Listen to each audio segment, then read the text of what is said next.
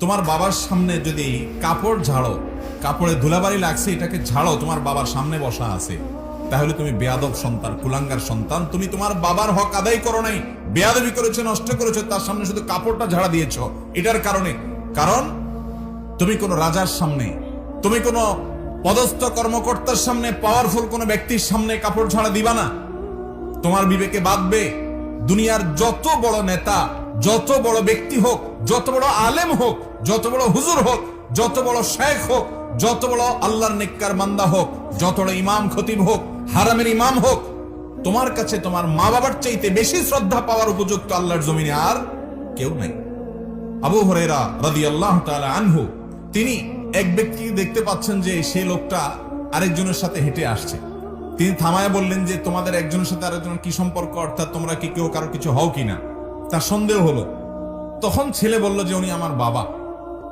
তখন আবু হুরায়রা বললেন, তোমার বাবা?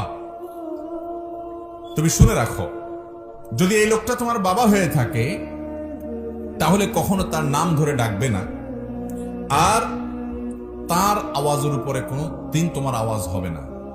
তিনি যে আওয়াজে কথা বলবেন তার চাইতে বড় আওয়াজে তুমি কথা বলবা না। তার চাইতে বেশি উচ্চ আওয়াজ তুমি যদি কথা বলো তাহলে তুমি বাবার কুসন্তান, এবং এর জন্য কিয়ামতের ময়দানে ওই যে বান্দার হক নষ্ট করেছো তুমি, সবচেয়ে বড় হক, বাবার হক, মায়ের হক, সেটা তুমি নষ্ট করেছো, যেন তোমাকে জবাবদিহি করতে হবে। তার চাইতে কখনো জোরে যেন আওয়াজ না হয়। বাসাতে, বাড়িতে, ঘরে যখন কথাবার্তা হবে, বাপের আওয়াজের চাইতে তোমার আওয়াজ যেন বড় না হয়, এটা তোমাকে খেয়াল রাখতে হবে। আর কখনো কোন জায়গায় হাজির হয়েছ, তোমার বাবা চেয়ারে বসার আগে তুমি বসবা না।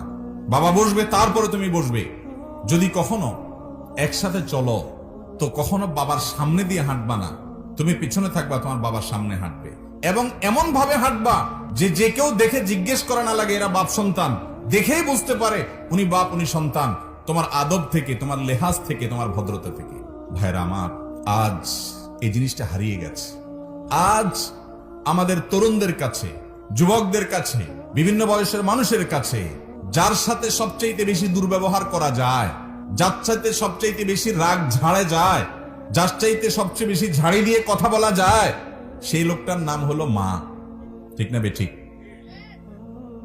অফিসে বসের সাথে খুব ভদ্র হইয়া চলি আমরা, নিজের নেতার সাথে ভদ্র হইয়া চলি আমরা, যার কাছে কোনো ঠেকা আছে, কাজ আছে, তার কাছে একেবারে বিড়াল হইয়া চলি আমরা, বন্ধু বান্ধবের সাথে তো আমরা একেবারে অন্তরঙ্গ জিগরি দোস্তের মতো চলি আমরা, নিজের বউয়ের কাছেও বিড়াল হয়ে চলি আমরা।